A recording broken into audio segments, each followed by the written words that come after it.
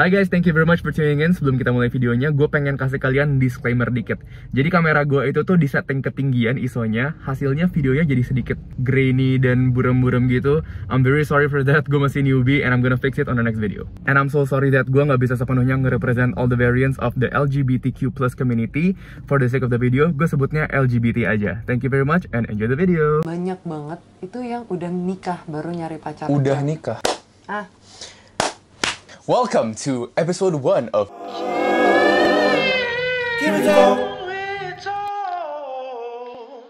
Nama gue Joshua Kenji, dan pada hari ini gue bawa seorang guest yang gue yakin udah pada kenal. Tapi kalau buat yang belum pada kenal, silahkan boleh memperkenalkan dirinya.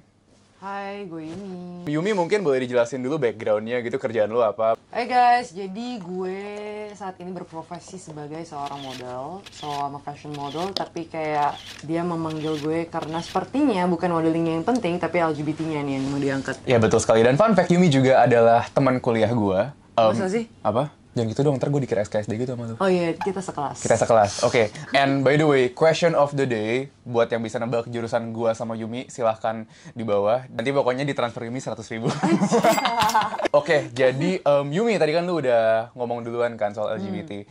Boleh nggak jelasin dulu ke audience, what is your sexuality exactly? Gue tuh seorang pansexual gitu. Kayak, kalian pasti taunya tuh saya rata-rata lesbian or like transgender. Tapi kayak pansexual tuh somehow masih kayak bener-bener jarang banget orang tahu. Intinya pansexual itu lebih ke you're in love with someone with their personality gitu. Regardless of their gender. Exactly. Dan sekarang Yumi punya relationship, gimana statusnya? Married. Maunya married tahun depan. Oke, jadi Yumi sekarang sudah punya pacar, her name is Chika, and they're getting married next year. Rencananya. Gitu. Udah ada cincin belum sih? Ini cincin? Ini bukan ya? Bukan ya? Bukan. Oh, bukan ya? Oh, ini emang cincin dari Shopee ya? Iya, tahu aja lo. Oke. Jadi dulu pas gue sama Yumi kenal pas kita di kuliah, I remembered you had a male partner. Iya. You had a boyfriend dulu. Lu punya pacar cowok. Dan gue pengen nanya, since when do you identify as a pansexual person? Gue pansexual since I was born, maybe. Oh, apakah orang born dengan itu? Okay. Jadi intinya tuh kayak menurut gue ya, semua orang tuh lu terlahir lu bisa punya kayak interest to all of the genders gitu. Tapi kayak terserah dari lu nya lu mau develop itu ke arah mana gitu. Kayak misalnya Kenji nih. Kenji lu pasti punya kayak an idol or something yang kayak lu bisa admire, even itu cewek atau cowok gitu. Betul. Tapi kayak sama dianya kan kayak lu punya subconscious di dalam diri lu yang dimana lu nge-form, oke, dia itu cowok, so gue bakal idolizing aja dan gue pengen menjadi seperti dia mungkin kayak gitu. Tapi kayak ada juga orang yang kayak ya udah kalau misalnya gue suka ya gue suka gitu. Gue mau pacarin kayak ada juga gitu. Jadi semua itu balik ke mindset tiap orang yang bikin kenapa bisa ada yang kayak lesbian or gay or whatsoever. Even if you're on denial, sebagai manusia itu sendiri aja kita tuh kayak susah banget buat obey rules gitu. That's why juga beberapa yang kayak dulu gue anti banget sama gini jadinya gini gitu. Oke, lu dari dulu pernah anti gak? No, tapi nyokap gue anti. Nyokap lu anti? Iya, nyokap gue call it as a disease. Apakah penyakit, nyokap lo gitu. percaya mental illness? No, I don't think she is very aware of that gitu. Jadi kayak nyokap gue tuh termasuk, gue sama nyokap gue tuh beda umurnya 36 years, jadi kayak lumayan jauh ya. Secara nggak langsung jadinya generasi kita tuh jauh banget. Oh, jadi kayak toleransinya juga agak beda level ya? Iya, jadi kayak tolerance-nya, their mindset, kayak konsep-konsep di masyarakatnya juga tuh beda-beda. By the way, tadi gue juga nanya soal mental illness, karena zaman sekarang yang gue perhatiin, generasi di atas kita itu biasanya mengkategorize LGBT sebagai mental illness, yang akan kita bahas lebih lanjut nanti. Berarti kalau itu disease, apakah nyokap lu mikir pengen nyembuhin lu gitu? Oh iya, tenang. Jadi pas gue pertama kali come out, itu gue langsung disambut dengan mandi kembang 7 rupa. Dan wow. Gue gak ngerti juga. BTW Yum, tadi kan lu ada ngomong orang bisa attracted to both genders. Oke, gue lumayan mempercaya itu. Jadi gue bisa mengadmire cowok dan cewek. Contohnya, menurut gue, DPR Ian tuh ganteng banget. As a straight man, gue selalu bilang ke cewek gue juga, DPR Ian tuh gantengnya kelewatan. Tapi attracted itu tidak selalu seksual. Iya. Karena gue tidak attracted secara seksual ke DPR Ian. Nah, exactly, karena lu punya mindset bahwa ya udah gue attracted as if gue pengen jadi dia mungkin, atau kayak ya balik lagi ke mindset lu punya background yang subconsciously tuh ngebentuk cara lu berpikir gitu. Kayak how much are you tolerating with LGBT basically. Kayak itu bukan sesuatu yang kayak lu bentuk atau gimana-gimana, tapi kayak you're born with it. Kayak some guys are born with more feminine than masculine gitu. Itu gue setuju. Ya kan, ngerti gak sih? Iya, Kayak bener. even straight guys tuh ada gitu yang kayak Bener. gue tuh lebih feminine daripada masculine. Mereka lebih perasa atau kayak I don't know some things yang lebih feminine gitu. Since we're talking about that, zaman sekarang gue juga ngelihat banyak orang tuh nge-equate feminim dengan gay. Misalnya teman gue yang straight banyak, tapi mereka kayak misalnya contohnya skincarean, terus kayak mereka fashionable dan lain-lain, itu kan langsung dibilang kayak kayak cowok homo deh. Iya. And by the way, Yum, lu kan maksudnya kayak you're not straight, tapi gue ngelihat lu orangnya tuh berani banget, lu bikin couple channel Rainbow yang di Indo cukup gede. Dan fun fact, gue belum pernah ngelihat couple channel Rainbow yang lain di Indonesia yang gede. Lu pas awal bikin itu tuh, what was your train of thought? Actually, gue emang pengen bikin YouTube tuh since a very long time ago. Kayak gimana ya, kayak this society is so blinded about LGBT. Bener-bener sebut aja itu, especially the straight ones ya. Gue bukannya nggak suka, tapi kayak maksudnya usually kita yang LGBT, yang Rainbow Gang itu bakal kayak agak sungkan gitu loh buat cerita ke straight ones. Karena kita takut lo tuh denial dan gak mau temenan lagi sama kita. Something like that. Ngerti gak sih? Tapi kayak when you're actually in the community, you know that there are a lot of people that is like that. Tapi nggak berani ngeluarin suaranya. Ya, at first gue mikirnya ya mau jadi yang pertama gitu. Tapi kayak gue juga sama sekali nggak ada expect buat itu kayak ternyata lumayan banget gitu. ya. Iya. Gue sama cewek gue kan backgroundnya juga di entertainment kan. So Cika itu DJ dan gue kan model. Jadi kayak we basically have the lifestyle that people kinda people kind of consider keren banget lifestyle-nya gitu. Oke, BTW ini opini gue doang. Menurut gue lesbians and bisexuals itu tuh lebih bisa diterima sama society. Tapi untuk gays and transgenders itu kalau orang ngelihat biasanya lebih gitu kan. Iya. Like what do you think of that? Menurut gue itu sebenarnya balik lagi ke seksis sih. Seksis ya. Kalian nyadar kan, a lot of things di dunia ini tuh basically based on the guy's taste, karena kebanyakan orang di atas itu cowok. Dan even di dunia ini itu orang masih lebih memandang laki-laki di atas perempuan. Sebenarnya masih banyak yang kayak gitu, ngerti nggak? Which makes sense. Cowok punya fetish buat nonton cewek with cewek. Iya. Oke, gue mau nanya, do girls watch gay porn? No. I have friends yang admit that they watch gay porn. I read BLs. Oh, you read BLs? BLs apa? Boy love. Because of the plot. Like, Okay. I don't mind any romance. Are you sure it's because of the plot? Misalnya gue mau tanya lu suatu hypothetically, kalau misalnya lo sekarang cowok, terus Cika juga cowok, dan lo sama-sama gay, dan lo bikin channel ini nih kayak sekarang Yumski Diary, menurut lo bakal selaku ini nggak? Menurut gue, honestly, enggak. Honestly nggak. Awalnya tuh cuma dokumentasiin kita doang gitu loh. There's no point of, yaudah booming apa enggak. Tapi kayak if I'm gay, I'm most likely gonna make the same channel gitu. Oke. Karena kayak ya sama aja, itu tetap aja story gue, kebetulan aja gue cewek gitu. Dan fun fact, gue pernah nanya si Om Deddy in person, BTW halo Om Deddy kalau nonton. Kenapa society itu lebih meng-accept cewek sama cewek daripada cowok sama cowok? Kalau menurut dia, gara-gara it is normalized untuk dari kecil kita ngeliat cewek, misalkan two straight girls, best friends, peluk-pelukan. Tapi kalau cowok tuh, kalau misalnya sender-senderan aja udah rada kayak gitu kan. Emang social construct aja. Jadi dari kecil kita kita udah ngeliat kayak gitu, pas makin gede, kita ngeliat lesbians jadi tergolong lebih fine daripada ngeliat gay. Exactly. Oke, gue juga, menurut gue ini menarik nih, gue sama teman gue si Swin, hi Swin. Menurut kita, ini ada hubungan sama media consumption. Contohnya begini, gue nggak tahu kayak what do you grow up listening to and watching. Dari kecil kita itu udah subconsciously dengerin lagu I Kissed a Girl and I Liked It, dan kayak banyak lagu-lagu lain yang secara nggak langsung mereka tuh kayak ngomongin LGBT, dan gara-gara kita dari kecil dengerin and it's subconscious, kita pas udah gede jadi lumayan tolerant soal itu. Nah, sadly, pas gue kecil gue nggak denger itu. First thing first, gue pas kecil nggak denger lagu, basically. Gue nggak suka denger lagu. Cewek lu DJ lo? Iya, exactly. Bayangin kita conversation-nya gimana gitu. Jadi dia kayak harus memilih lagu itu sangat-sangat, ini lo masa nggak tahu sih? Gitu. Kayak pas kecil, gue dengerin lagu yang banyak gue denger, and it's in Chinese. Wow, exactly. A very Chinese household. Iya, tapi menurut gue nggak terpapar dengan LGBT way of thinking gitu. Nggak ada, tapi kayak I started being gay because, I don't know, I just find some girl interesting, and I was just curious, basically. Oke, bener, menarik. Karena gue tergolong very tolerant gara-gara gue dari kecil itu punya banyak temen yang ada yang come out pas udah remaja, dan ada yang emang dari kecil udah belok. Dan menurut gue, it's very interesting, karena ada dua macam orang. Satu yang nge-switch jadi LGBT, dan satu lagi itu yang emang dari kecil udah. Jadi kayak waktu itu ceritanya lagi di Papua lagi mabok gitu kan. And this friend, dia kayak lagi mabok, dia duduk sebelah gue di sofa, terus dia bilang sama gue, "Ken, gue gay." Terus gue kayak, gue tahu gitu kan. Soalnya gue pernah ngelatih cipokan sama orang cowok juga. Nah terus kayak gue tanya, kalau boleh tahu, lu sejak kapan find out that you're gay? Dia bilang, gue dari kecil emang udah suka cowok sih kan. Gue dari kecil jalan-jalan ngeliat koko-koko ganteng, gue udah naksir aja. Berarti kayak they're just born with it.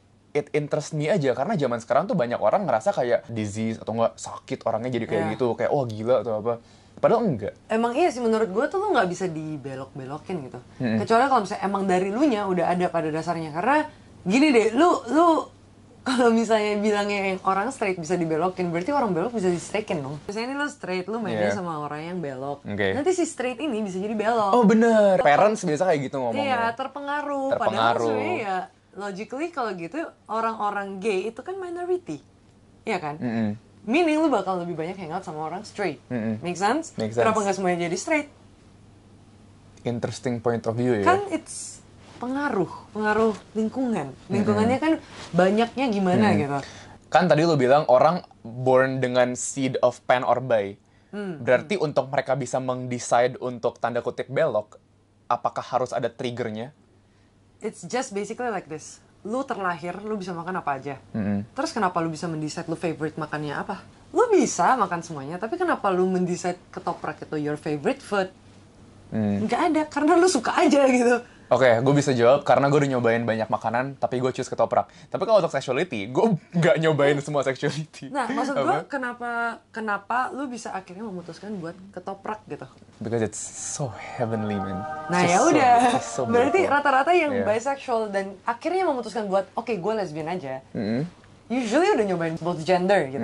Ya udah, gue lebih cocok aja sama cewek gitu, for example. That's when they decide, ya udah gue lesbian. Kayak ya after your experience, you make a decision, you make a summary, you make a hai, gue apa gitu. Kayak make an identification of yourself gitu ya? Iya. Oke. Gue juga pengen ngomong soal public opinion. Not my opinion, ini public opinion yang gue sering denger ya. Orang pada bilang LGBT adalah sebuah mental illness. Menurut gue, nope, it's not a mental illness. Jadi it's some sort of a biological smell or something. Mungkin, sorry, buat orang yang nggak tahu sains, bahasa gue bakal salah-salah dikit. Tapi namanya pheromone. Pheromone adalah sebuah smell yang di-emit oleh a biological creature. Dan ada research yang membuktikan bahwa pheromone lelaki yang atraktif, jika dihirup oleh a straight woman and a gay man, itu triggers the same brain activity. Bisa sama-sama attracted. Itu menurut gue menarik, karena if it triggers the same brain activity, berarti itu biological, itu bukan mental. Kalau menurut lo gimana? Iya dong, nggak mental sih. Kalau gue benar-benar pure, itu jatuhnya ke biological. Karena kayak kalau misalnya, tapi nggak juga sih, sebenarnya tuh bisa kena ke mental juga, tapi bukan mental illness. It's not an illness, tapi it's a mentality, bisa bener gitu. Perception lo, cara lo berpikir, it combines both gitu. It takes two buat jadi sesuatu gitu. It takes two to form that opinion gitu. Iya. Kayak even tuh kalau misalnya lo biologically, mungkin lo berasa kayak, oke, dia attractive banget nih, in gay dan bla bla, tapi mentality lo masih berpikir kayak gue nggak mau sama cowok. Ya itu masih bisa aja gitu. Dia punya prinsip yang kayak ini strong no gitu. A lot of things kayak bisa kayak gitu. Dan itu nggak cuma di sexuality, misalnya bisa kayak ada orang yang kayak maksa banget gue nggak boleh pakai banget makan daging. Let's say, atau apapun. Even tuh dia suka banget, tapi kayak dia punya prinsip yang sangat keras, gue nggak mau gitu. Ya bisa aja. Some people can be happy with that, some people cannot be happy with that. Kayak balik lagi, tiap orang tuh kayak punya prinsip masing-masing yang berbeda-beda. It's in your body, in your cells, in your smallest cells. Kayak semuanya tuh masuk gitu kayak. That's why even animals tuh bisa gay. Kayak teman gue bilang, anjir kucing aja bisa gay kan? Iya. Tapi, kucing lo ada yang gay gak? Ada. Lu kucingnya banyak. Enggak, amit-amit jangan woy. Lu kenapa kan lo mau breeding. Oh iya. Ntar kalau misalnya Kalau dia gay, kalau nggak bisa breeding, kucing lu nggak cuan cuy. Lu beli jadi nggak beranak. Mau cuan gitu. Oh, iya. Banyak yang bilang ini tuh disease or an illness atau kayak some sort of things. Tapi kayak if you actually do a thorough research, it's not like that. Banyak kok yang udah researchin itu, karena kayak banyak juga orang yang kayak mungkin penasaran how did this happen gitu. Nah, that's why kayak educate yourself and learn. Bahwa itu tuh bukan sebuah penyakit. Kalau ada penyakitnya udah dibuatin obatnya dari zaman dulu. Orang dulu aja kan kayak ada campak kan bisa mati. Iya. Ya udah tinggal dibuat obatnya jadi gitu. Kenapa Iya. LGBT nggak pernah dibuatin gitu? Because it can't be cured gitu. Itu bukan penyakit punya cure gitu. Dan kayak yang gue pengen ngomong juga, misalnya for all them haters out there, mau kalian nggak suka gimana pun, they're not gonna magically turn like the way you want them to. Karena it's not an illness, nggak bisa di-cure. By the way, karma do exist though. Karena kayak gue nyadar nyokap gue tuh berasa itu penyakit banget dan tiba-tiba anaknya belok gitu. She is kind of kayak disgusted in a way. Awal-awal tuh dia kayak ngeliat ada yang belok kayak ih dia belok tuh kayak gitu nyokap gue. Iya, Jadi kayak iya. when I'm gay I was like oh shit karma exists. Mungkin gara-gara gue juga lumayan expose sama orang-orang yang LGBT dari gue kecil. Maksudnya kayak gue ada yang kenal, ada yang ngeliat, terus kayak dari media consumption juga cukup banyak gitu ya. Jadi mungkin gue pelan-pelan kayak oh I think it's normal gitu. Iya sih mungkin.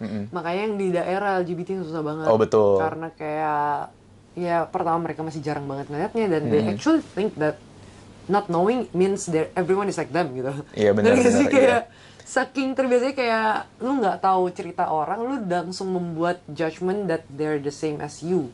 Walaupun setiap orang tuh beda-beda gitu. Iya. Dalam hal apapun.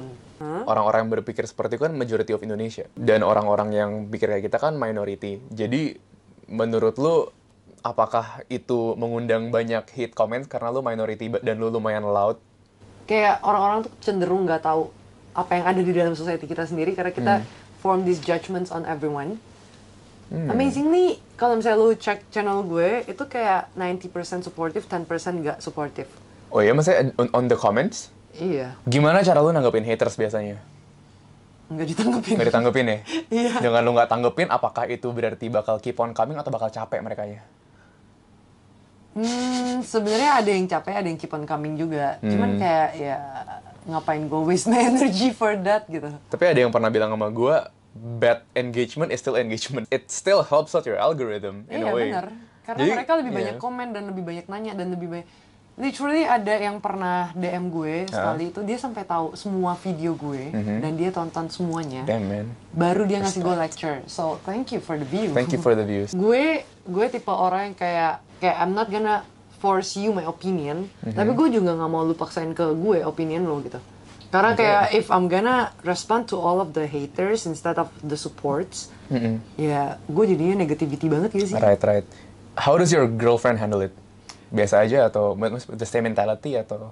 I think dia suka kayak masukin ke story gitu kalau sometimes terlalu over boundaries tuh dia suka nge-spill juga kadang-kadang kayak langsung diajakin ngomong kayak misalnya lagi di live nih ada yang komen tuh dia bisa kayak lebih ngamuk-ngamuk gitu. Tapi kalau gue personally kayak udah kita nonton aja. Yeah. Let them argue. Karena kayak pas ada yang muncul misalnya haters yang support tuh langsung udah auto perang benar. bareng gitu ya. Iya, Mereka iya. udah berperang duluan tanpa perlu gue turun tangan gitu kayak so thank you Anjir, guys. tanpa perlu turun tangan komandannya Ember, langsung ya pada itu itu kayak- semua. Kayak gue cuma mau nanya, lu kan ada bisnis juga kan? So far sekarang tuh masih ke merchandise, food, sama di perkucingan. Perkucingan. Iya. Yang lu berharap kucing lu nggak ada yang belok gitu, biar Iya, bisa betul. jalan bisnisnya ya. Apakah hate comments lu pernah merambat ke bisnis lu? Misalnya ada yang ngechat admin lu gitu. Ada, Misalnya kayak jelas, ngechat ada. admin makanan lu atau merchandise lu tapi kayak ngata-ngatain doang isinya bukan pengen beli. Ada. Ada kalau itu mah ada. Ada, Jadi banyak dia nggak? drop some DMs in Yeah. every account. Jadi di setiap itu orang yang sama ngechat dan menghujat gitu. Jadi gue nggak ngerti itu maksud dan tujuannya apa. Tapi thank you, you're leaving now some views on my business. Right. Good engagement. Oke, menarik. Me likey. Oke, Yum, gue pengen nanya, lu pernah dengar istilah queer baiting nggak? Nah itu gue belum Belum pernah. pernah dengar ya? Lu yang LGBT deh. Gue research dulu biar jadi host yang baik. Oke, apa Oke, itu jadi queerbaiting? it's a marketing stunt yang dilakukan oleh bisnis-bisnis or individuals. Contohnya begini, ada TikToker yang orangnya straight, tapi dia tuh kayak Bikin kontennya I'm, LGBT maksudnya gitu. kayak bikin kontennya kayak I'm bisexual, oh my god, kayak masa ngerti kan? Kayak ngebait LGBT aja gitu. Jadi kayak orang-orang yang belok kayak secara nggak langsung jadi nonton jadi nggak support, padahal kayak dia do it for the views. Contohnya atau enggak misal di Netflix ada beberapa film-film yang poster covernya itu bisa cowok sama cowok atau cewek sama cewek, padahal isi filmnya nggak kayak gitu. Itu contoh Oke. queerbaiting kayak gitu loh. Purely for marketing and engagement purposes. Menurut lo itu gimana? Apakah itu secara nggak langsung bring awareness ke LGBT atau lu nggak suka? Gue terserah mereka sih, setiap company punya marketing strategy kan, kayak Starbucks aja bisa sengaja nulis nama orang salah biar itu auto free promotion. Betul. Yang nggak ada yang bisa nyalahin juga. Terserah lu mau pakai marketing strategy kayak apa. Karena gimana pun ya LGBTQ is also a market. Jadi it's okay. Kan kayak emang companies yang mendukung di Pride Month and everything emang mereka semuanya gay, ya enggak juga. Tapi kayak ya udah, lu berarti bikin brandingan lu sendiri aja. Even though you're straight and you're making videos kayak lu tuh bisexual, ya udah lu harus tahu orang bakal branding lu sebagai bisexual, udah. Oke, fair enough. Gue pengen nanya juga soal community-nya. Menurut lu the LGBT community tuh ekosistemnya gimana? LGBT community tuh sebenarnya very fun. Very fun. Menurut gue orang-orangnya tuh kayak in some way they're very fun, tapi kayak in real life when you have a deep conversation with them, they're just very desperate gitu loh. They make a very humorous contents. Kayak it's very entertaining gitu in some way, tapi kayak usually people that is very entertaining is very sad di dalam menurut gue. That's why banyak banget stand up comedian yang ends up suicidal, atau especially people in the entertainment section ya, itu banyak banget yang suicidal gitu. Karena ya gitu, you show up front but you're different at the back gitu loh, karena lu nggak bisa jadi diri lu sendiri. And especially dalam society yang kayak sekarang ini, kebanyakan orang-orang tuh ya mau gimana lagi, gue nggak bisa keluar soalnya, maksudnya gue nggak bisa come out soalnya kayak the fear of being judged atau kayak everything else that comes with it, itu soalnya bisa kena sampai kayak your working section, even though nggak ada hubungannya, tapi itu direlatein sama orang-orang yang kayak very homophobic. Jadi kayak mau nggak mau ya mereka itu desperate gitu loh, kayak they are struggling so hard but they can't do anything karena they're afraid of the majority rules. Speaking of homophobic, menurut lu homophobic itu akarnya dari mana? Kalau menurut gue homophobic itu akarnya dari fear of the unknown. Something people don't understand, they tend to hate. Dan people don't understand homosexuality very deeply, makanya mereka kayak tend to hate gitu. Mungkin menurut gue sih gara-gara lack of education and exposure. Kalau menurut lu homophobic tuh dari mana? Itu cuman kayak lack of understanding aja sih. Homophobic tuh kayak lu mau banget lu di ngertiin, tapi kayak lu nggak bisa ngertiin orang gitu. Like mereka ngerasa mereka tuh lebih superior than the others. That's why there is homophobic. Padahal kan kayak if you look at it closely, everyone is the same gitu. Mau lu tajir, mau lu miskin, mau lu cantik, mau lu jelek, apapun itu kayak semua orang tuh ada positif dan negatifnya gitu. But you can't ever make yourself as a superior just because you're rich or just because you're whatever you think you are gitu loh. Nah, therefore akhirnya lu ngelihat sesuatu yang berbeda dari lu jadinya kayak ew gitu loh. Kayak apaan sih lu cuma bisa bilang ew ketika lu berasa itu lebih rendah dari lu. Lu bisa iwin ke cowok, ya kan? Karena lu merasa lebih rendah dari lu. Iya benar. Interesting. Lu create this gap of your status your dengan level, orang lain gitu. Iya.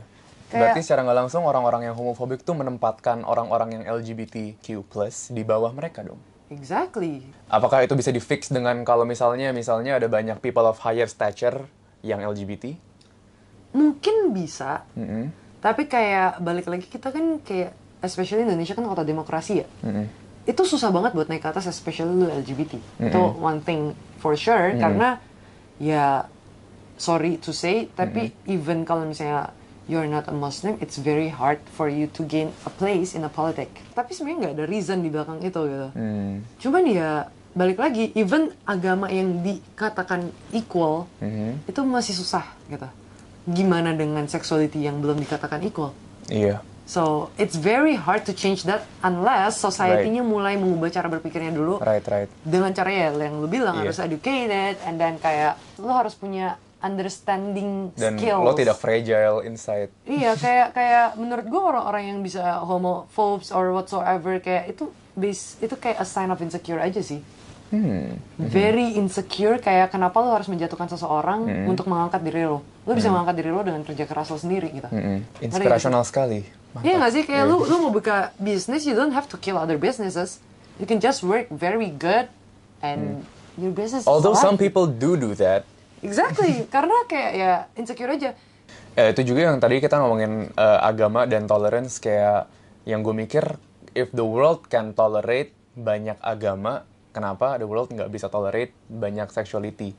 Agama itu adalah sesuatu yang kayak, I mean like, it takes some time for people to tolerate one another, tapi kayak, mungkin gara-gara LGBT kan baru masa-masa kita baru diangkatkan ya. Masih muda juga konsepnya gitu. Itu bukan sebuah rule yang harus dibuat kayak kita harus saling mengerti, dan kalau misalnya lu nggak saling mengerti lu bakal dipacung dan digantung. Cuman kayak udah itu compassion aja from human to human gitu. Gue pengen minta lu punya message untuk orang-orang yang belum come out. Gue ada temen yang he's a guy and he's gay, tapi orang tuanya nggak tahu.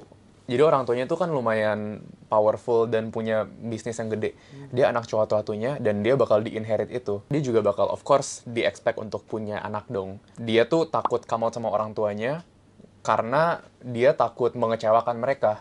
Dan he's stuck in that circle. Nah, what's your message for people like that? Buat orang yang belum come out, then don't. Sampai lo siap baru lo keluar. Karena it's not gonna get easier basically. Yes, lu lebih relief, tapi kayak at some front juga itu lebih susah gitu. Jadi kayak kalau misalnya you're not even sure, dan kalau misalnya lu akhirnya come out gara-gara gue bilang, lu come out aja nggak apa-apa gitu. Lu bakal nge-blame gue, bener gak sih? Bener. When you're facing some hard things, you're gonna be like, that bitch. Gue jadi penasaran. Can you tell me your coming out story? My coming out story, jadi basically gue itu sama pacar cewek kedua gue kayaknya atau ketiga gitu. Wait, gue kenal nggak orangnya? Maksudnya gue pernah ketemu nggak? I think so, ya. Jadi kayak, okay, tapi gue come-outnya tuh pas gue putus. Lagi locking myself in the room, tapi turns out tuh kakak gue udah tahu dan dia kayak basically nge-spill ke nyokap gue karena my mom is worried sick about me not coming out from the room, dan dia kayak bilang ya udah cerita aja ke mama gitu. Oke, end up gue buka pintu dan gue kayak ya udah gue cerita kan. Yeah, very very touchy moment there, kayak gitu kan. The next day ya, bathtub gue was filled with like 7 types of flowers, and then I was woken up to kayak ada air gitu diciprat-cipratin gitu, ternyata udah disembayangin. Right. Iya kayak gitu. Jadi kayak she said actually the day before kayak it's okay, I love you anyway, you're still my child gitu kan. But the next day she thinks You're possessed. like there's something wrong with you, right? I'm possessed. Oh wow. Iya, dia mikirnya gue possessed gitu. Kayak I was like, mereka ngomongnya lu harus sama cowok because you're still living under my roof dan lu masih makan makanan yang gue sediain. Kalau misalnya lu keluar dari rumah ini, lu nggak bakal bisa bikin makanan buat diri lu sendiri, 1 sendok nasi pun nggak bisa gitu. That's harsh. And that was like very shitty because I was actually kayak gue hidupnya kan dari gaji mereka kan. Dari gaji mereka, which I actually work though, kayak dari pagi sampai malam sampai pagi lagi gitu. Di kantor orang tua? Di orang tua, ya. Jadi kayak gue masuk kantor jam 9, gue tidur jam 11, itu gue masih kayak ngurusin laporan and everything else gitu. So actually I earned those money, it is my money gitu. Tapi mereka ngerasa entitled gara-gara dari mereka. Iya, jadi mereka berasa itu kayak ya gue kasih lo gaji, lu sebenarnya tuh kalau misalnya di luar nggak bakal dapet segini kali gitu. I stayed there for like a week, terus itu dimana gue decide akhirnya gue cabut dari my hometown and then gue pindah ke Jakarta and I started modeling. Because I had no money, nothing gitu. I'm very invested in what I do aja basically. Jadi kayak udah, and gue jalanin modelnya somehow it seems like it's my way even though gue benci foto dan kamera. Iya, itu jadi fun fact gue dulu agak bingung ya. Karena kayak Yumi tuh she's not the typical cewek yang narsis sering selfie gitu. Maksudnya she just post whatever on her Instagram. Dia tuh kayak ngasal banget kalau nge-post nggak suka foto. Terus dia kan lu kan juga kayak ke kampus gimana ya, lu pakai sweatpants gitu. Terus tiba-tiba jadi model. Terus gak lama kemudian tiba-tiba masuk INTM. Terus kayak tiba-tiba teman gue pada tahu lu Indonesia's Next Top Model, kayak, hah?